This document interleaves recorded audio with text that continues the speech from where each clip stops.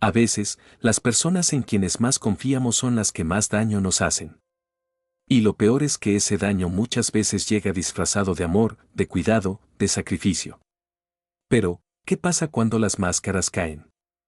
¿Qué pasa cuando la verdad se abre paso, por más que duela? Esta es la historia de una mujer que lo perdió todo, incluso la confianza en su propia sangre, pero que se atrevió a levantarse y empezar de nuevo.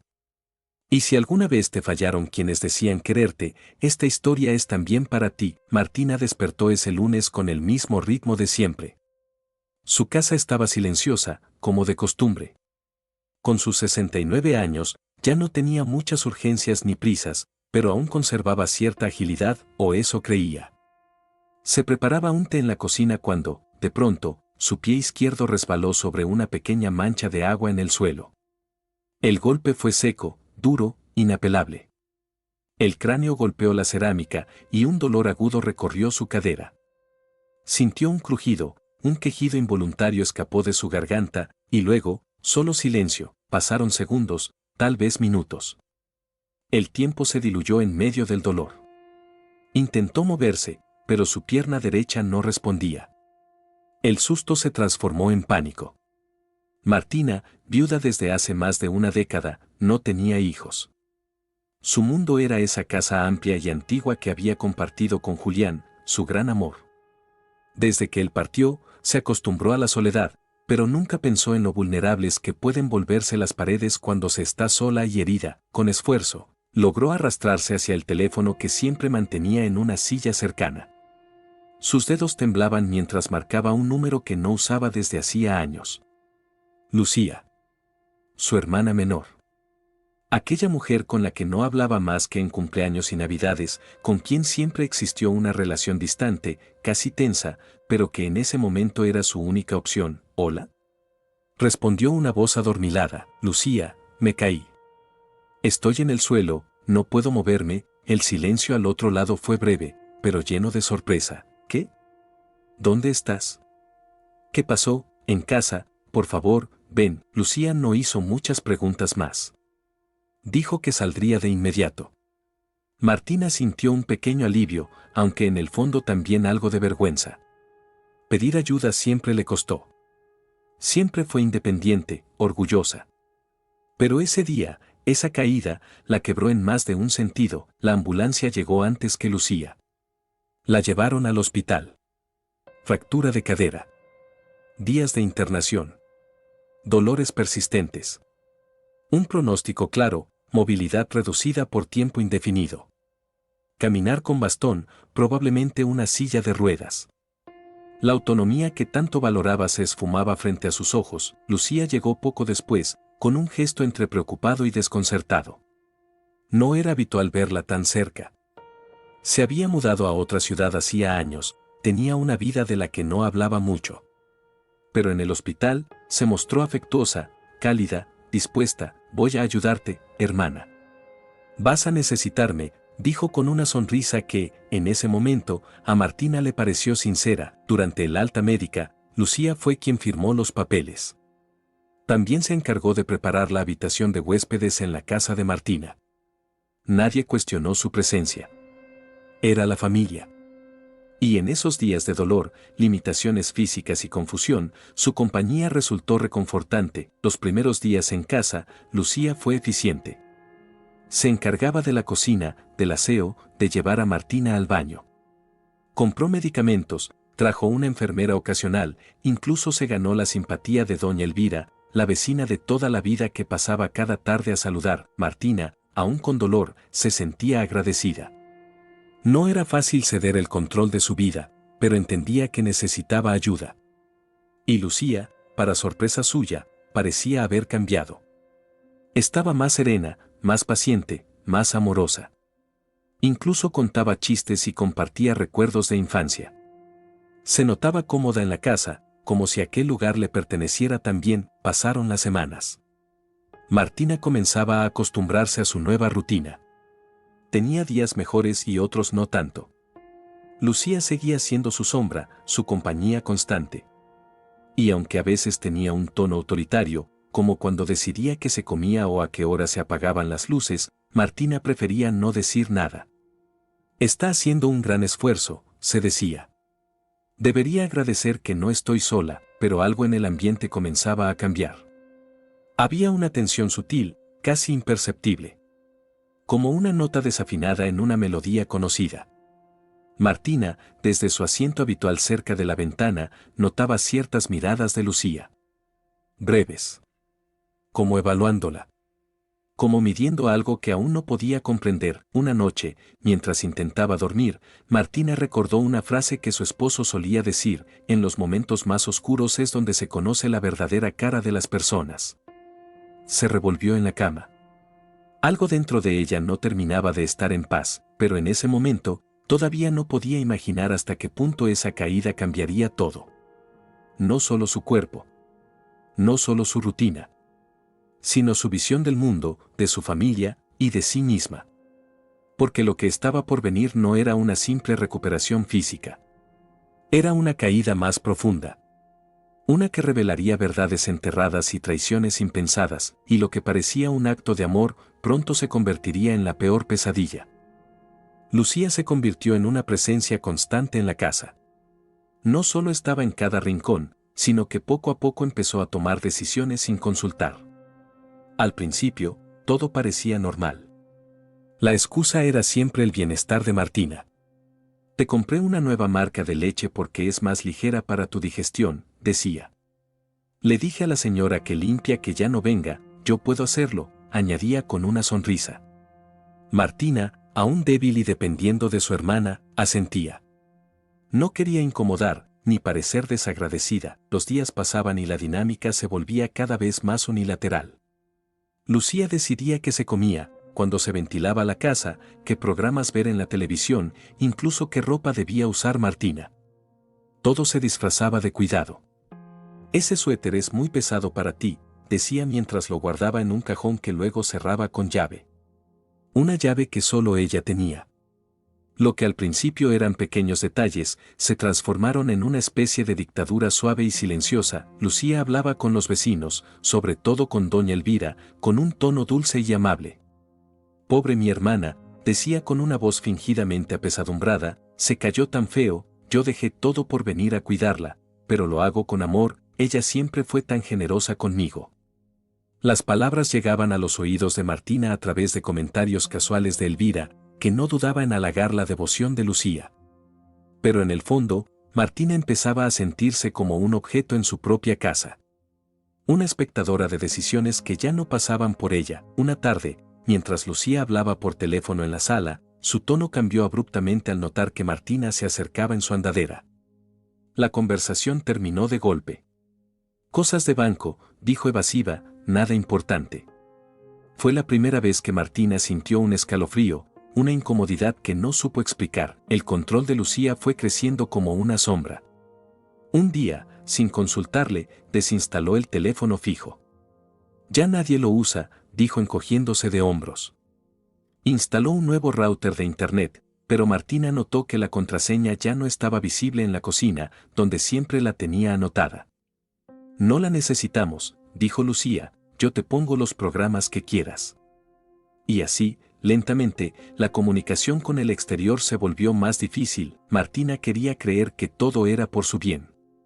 Que su hermana era solo una mujer con un carácter fuerte, pero con buenas intenciones. Sin embargo, en el fondo, algo no encajaba. Esa insistencia en estar en todas partes, en decidir todo, en limitar su acceso a ciertas zonas de la casa. Incluso empezó a notar que algunos papeles habían cambiado de lugar. Documentos que ella tenía organizados en un cajón, como el testamento de Juliano Escrituras, aparecían desordenados. Estaba limpiando, respondía Lucía sin parpadear. ¿Tú quieres que esto esté hecho un desastre? La relación comenzó a tensarse. Martina, aún con miedo a discutir, intentó recuperar ciertas pequeñas rutinas, como revisar el correo ella misma o llamar por teléfono a una antigua amiga. Pero siempre había una barrera. No hace falta, yo ya lo hice, no te preocupes por eso, mejor descansa. Una noche, Martina notó que la puerta de su habitación tenía un nuevo pestillo por fuera. Desde afuera. Fue entonces cuando empezó a comprender que algo estaba muy mal. No era un simple cuidado. Era un cerco. Una prisión suave, disfrazada de afecto. Pero no tenía cómo probarlo. Ni a quien contárselo. Lucía, por su parte, parecía más cómoda que nunca. Se movía por la casa con soltura, como si fuera suya. Empezó a traer a personas desconocidas, supuestamente técnicos o amigos. Martina apenas los veía. Escuchaba voces en la sala, risas, el sonido de objetos siendo movidos, pero cuando preguntaba, Lucía siempre respondía con ligereza: nada, una revisión de la caldera, o una amiga que me ayudó con unas cajas. Elvira seguía visitando, cada vez más impresionada por lo maravillosa que era Lucía. Qué suerte tener una hermana así, repetía. Martina, cansada, sonreía con incomodidad. A veces pensaba que estaba exagerando. Que era su mente jugándole una mala pasada.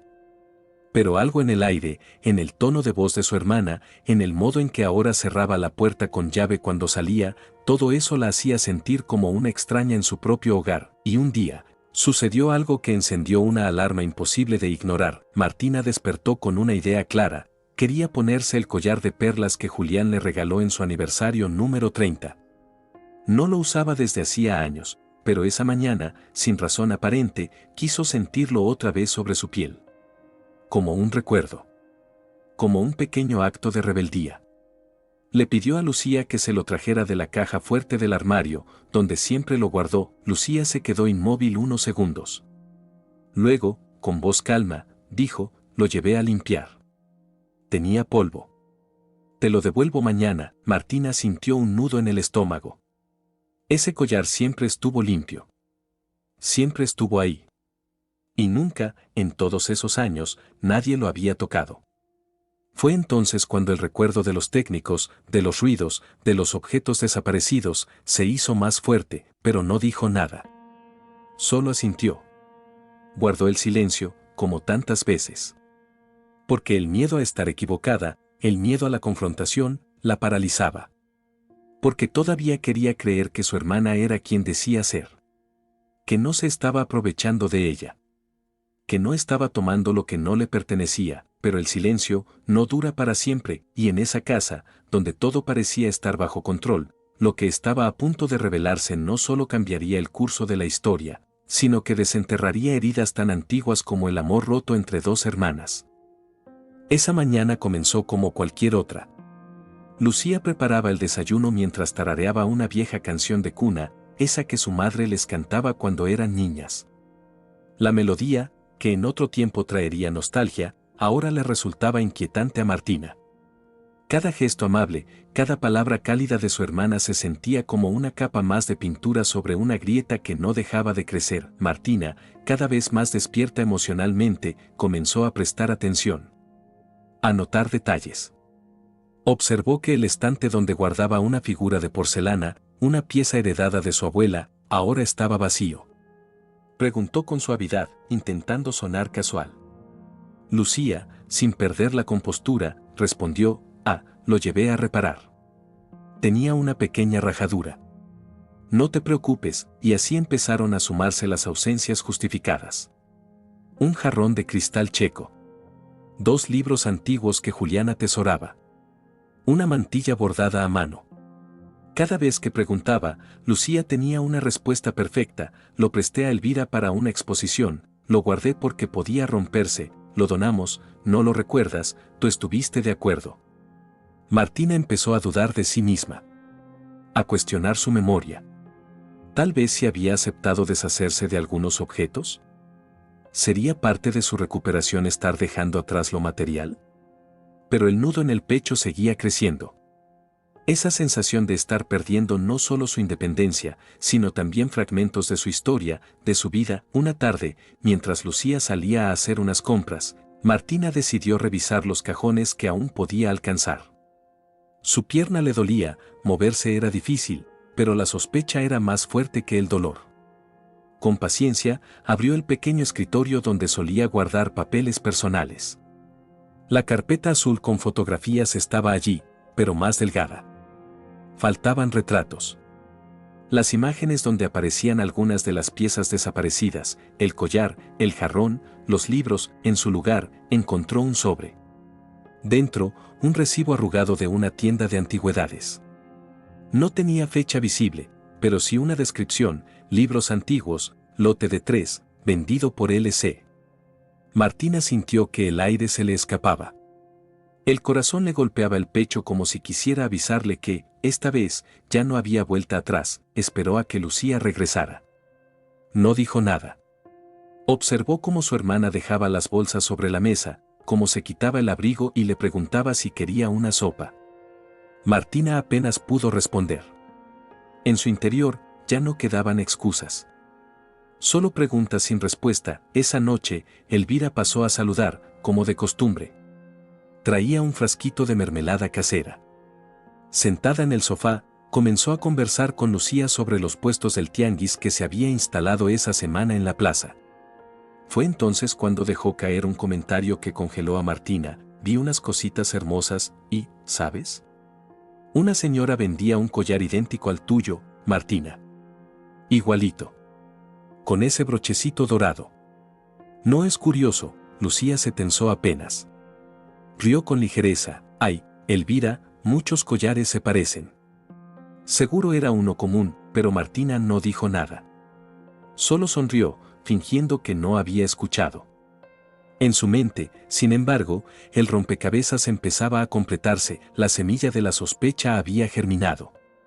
Ya no se trataba de suposiciones, de intuiciones. Las pruebas empezaban a asomar, como pequeños hilos que, si se tiraban con fuerza, podían deshilachar toda la verdad.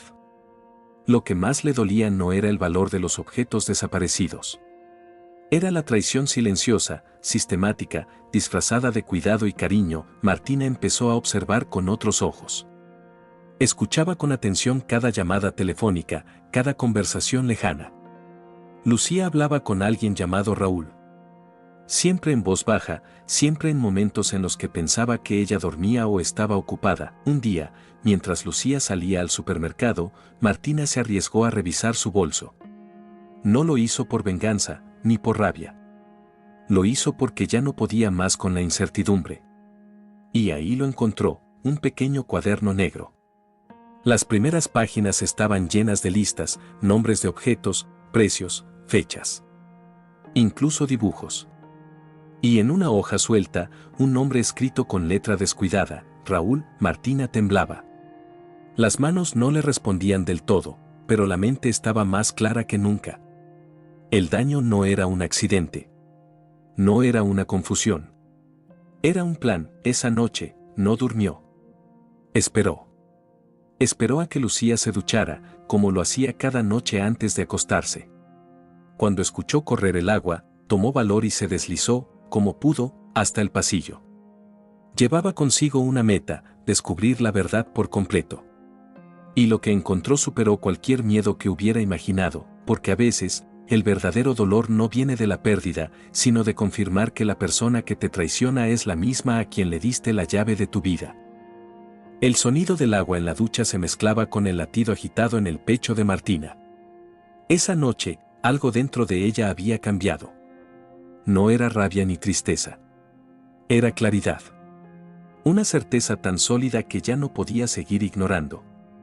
La verdad estaba ahí, frente a ella, y tenía un nombre, un rostro, el de su propia hermana. Con torpeza, pero decidida, Martina entró en la habitación de Lucía. La puerta no estaba cerrada con llave, como otras veces. Todo estaba en orden, casi demasiado ordenado. Como si todo allí hubiera sido colocado para aparentar una vida limpia, sin dobleces. Pero Martina sabía que lo más oscuro siempre se oculta detrás de las apariencias. Avanzó directo hacia la mesita de noche. Recordaba haber visto a Lucía dejar su celular allí antes de irse a bañar. Lo encontró cargando, con la pantalla bloqueada. Dudó por un momento. No era de espiar ni de invadir la privacidad de nadie, pero esta vez, no era por curiosidad. Era por necesidad. El teléfono no tenía contraseña.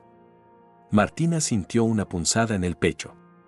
Confianza o descuido, abrió la galería de fotos.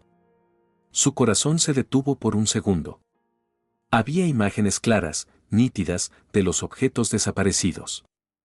El collar de perlas sobre una tela roja. El jarrón de cristal con una etiqueta de precio.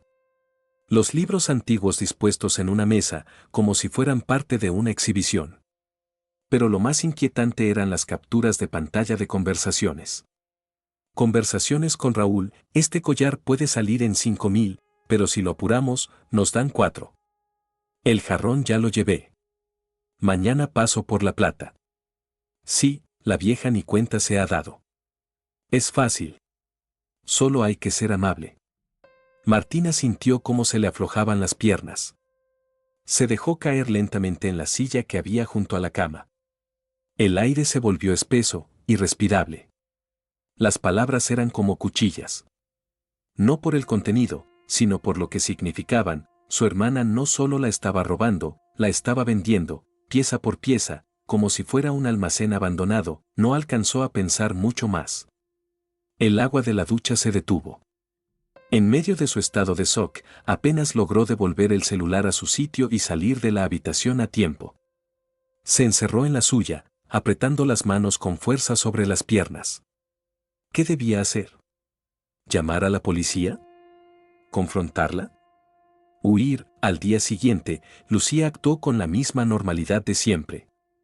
Preparó el desayuno, le trajo un jugo, le ofreció un panecillo. Como si nada hubiese pasado.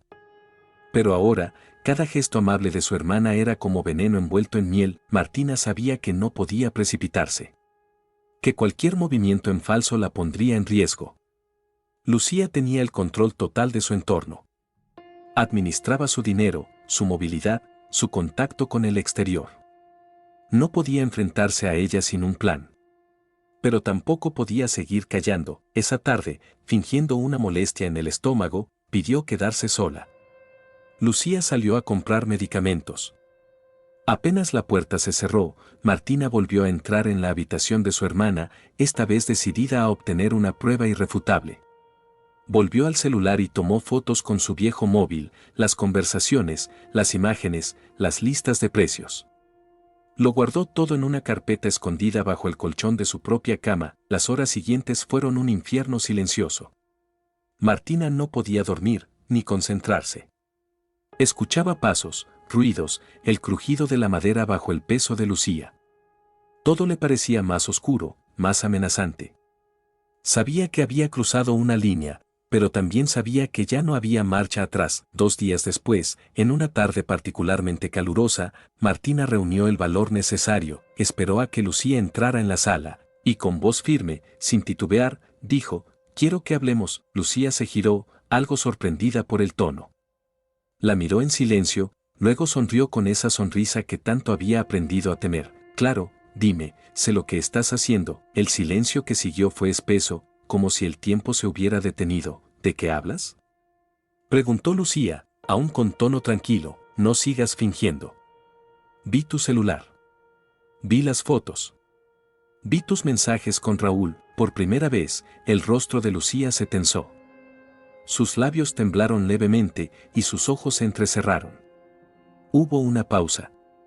Una pausa que duró lo suficiente como para que Martina sintiera un escalofrío. «¿Estuviste revisando mis cosas?», replicó Lucía con una voz más grave. «¿Y tú estuviste vendiendo las mías?». Lucía dio un paso hacia ella.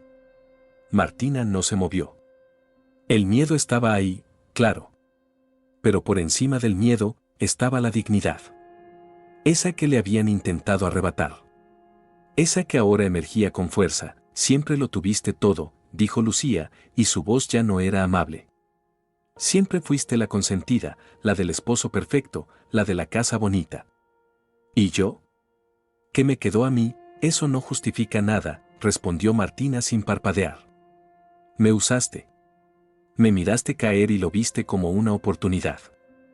«Eso es cruel, Lucía». Lucía respiró hondo, luego gritó: «Estoy cansada de fingir. Cansada de ser la hermana pobre, la que se sacrifica.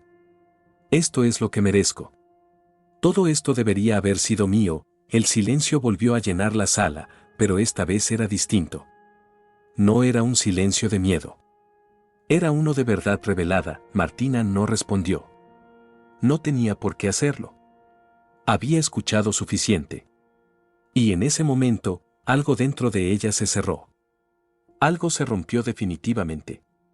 Ya no había espacio para perdones vacíos ni para justificaciones baratas. Esa noche, por primera vez desde su caída, durmió profundamente, porque ahora sabía que no estaba loca.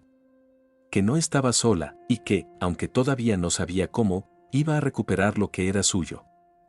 La mañana siguiente fue distinta. El sol entraba por las ventanas como todos los días, pero ya no iluminaba una casa en calma. Ahora era una casa con verdades expuestas, con silencios pesados y miradas que evitaban encontrarse. Lucía no dijo nada. Se movía por la casa con movimientos rápidos, evitaba a Martina, no cruzaba palabras más allá de lo necesario. Lo que antes eran gestos dulces y comentarios constantes, se convirtió en un silencio áspero, un vacío cargado de resentimiento. ¿Y Martina? Martina solo observaba. Con los ojos bien abiertos. Con el corazón más fuerte. Al tercer día, cuando Lucía salió a hacer compras, Martina aprovechó. Buscó entre los pocos contactos que aún conservaba en su agenda vieja y encontró un nombre que hacía años no pronunciaba: Eduardo Gálvez. Abogado, amigo de la familia. Había sido compañero de Julián en la universidad y había ayudado a resolver asuntos legales tras su fallecimiento. No eran íntimos, pero Eduardo siempre se mostró respetuoso, atento, agradecido con Martina por los años de amistad. Marcó su número. El corazón le latía con fuerza, como si temiera que Lucía apareciera de repente. Eduardo atendió al segundo tono. ¿Martina?, preguntó con voz sorprendida. ¿Eres tú? Hola, Eduardo, necesito hablar contigo. Es urgente. No hizo falta explicar demasiado. Bastaron unas palabras para que Eduardo entendiera el tono, la urgencia, el trasfondo. Acordaron verse al día siguiente, en la cafetería de la esquina, esa misma donde Martina solía ir con Julián cuando querían tomar un respiro de la rutina. Le pidió a Elvira que la acompañara, usando como excusa una salida rápida. Me apetece ver la calle. Elvira, sin saber nada de lo que estaba ocurriendo, accedió encantada. Y cuando Martina se sentó frente a Eduardo y le mostró las fotos, las conversaciones, el cuaderno negro, el gesto amable del abogado se transformó en una mueca de indignación. Esto es muy grave, Martina, dijo en voz baja. Pero vamos a solucionarlo. Durante las 2 horas siguientes, Eduardo le explicó los pasos que podían tomar: restituir el control de sus bienes, cerrar las cuentas que Lucía había accedido, cambiar las llaves del banco, incluso registrar una denuncia por apropiación indebida. Todo debía hacerse con calma, sin alertar a Lucía. No se trataba de castigo, sino de justicia. De protección. Martina se sintió, por primera vez en mucho tiempo, segura. No sola. Ya no era la mujer indefensa postrada en una silla que debía agradecer lo mínimo. Era alguien que había recuperado su voz. Su derecho. Su historia. Los días siguientes fueron un juego de inteligencia. Eduardo comenzó a trabajar en silencio. Redactó documentos, habló con contactos, movió fichas sin que Lucía sospechara. Martina, mientras tanto, fingía normalidad. Sonreía cuando debía. Aceptaba la comida. Dormía temprano. Pero dentro de sí, sentía que algo grande se estaba gestando. Una noche, Lucía entró a su habitación con una bolsa. Mañana vienen unos amigos, dijo sin mirar a Martina. Voy a usar la sala, así que te quedas en tu cuarto. Martina la miró con calma. ¿Qué amigos, gente? No tienes que saberlo todo, respondió, ya sin esa dulzura falsa de antes, pero Martina ya sabía suficiente. Y esa noche no durmió. Sabía que era hora de actuar. Al amanecer, Eduardo llegó con 2 funcionarios del juzgado local. No llegaron con escándalo ni uniforme. Iban vestidos de civil. Serios, educados. Lucía aún dormía cuando tocaron el timbre. Martina abrió la puerta con Elvira a su lado. Eduardo saludó con discreción y pidió hablar con Lucía. El tono era firme. Legal. Imposible de ignorar. Lucía apareció en la sala con expresión confundida.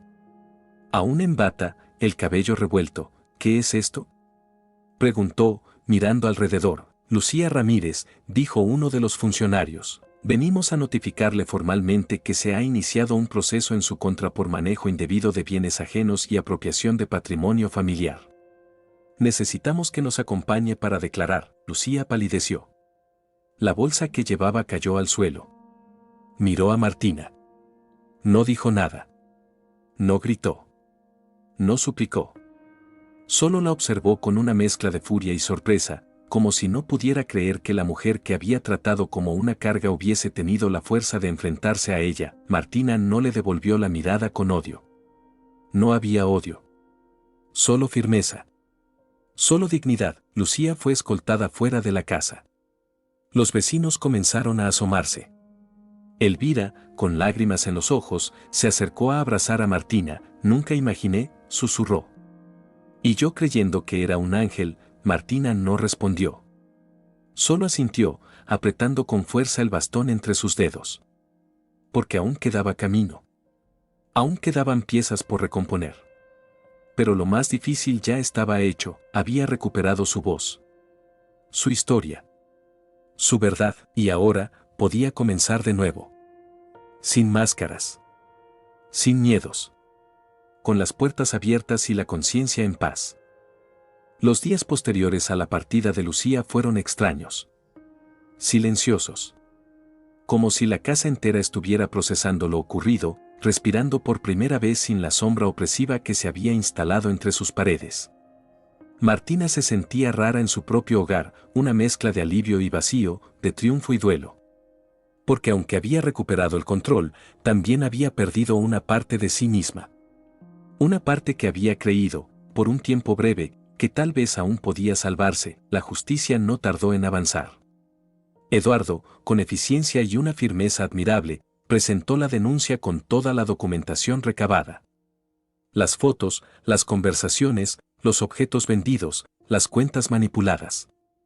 Lucía fue llamada a declarar, y aunque al principio negó todo, las pruebas eran abrumadoras. Intentó culpar a Martina, alegando confusión, diciendo que su hermana le había dado permiso en medio de su supuesta debilidad mental. Pero el informe médico era claro, Martina no tenía ninguna condición que afectara su juicio. Solo movilidad limitada. Y eso no es excusa para el robo ni la manipulación. El juez ordenó medidas cautelares, restitución de bienes, devolución del dinero que aún estaba en cuentas asociadas a Lucía y la prohibición de acercarse a menos de 500 metros de Martina. La sentencia completa aún tardaría en llegar, pero el mensaje era claro, la justicia estaba de su lado. Mientras tanto, algo más comenzaba a florecer, la resiliencia.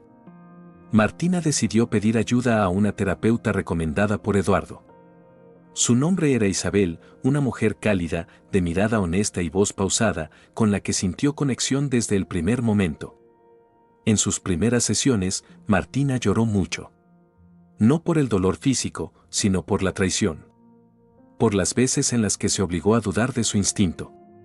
Por haberse sentido loca. Vieja. Invisible, pero Isabel no le dio lástima. Le dio herramientas. Le enseñó a nombrar lo que sentía. A reconocer su valor. A reclamar el derecho a vivir una vida plena, aunque fuera diferente. Aunque tuviera que hacerlo en silla de ruedas o con bastón.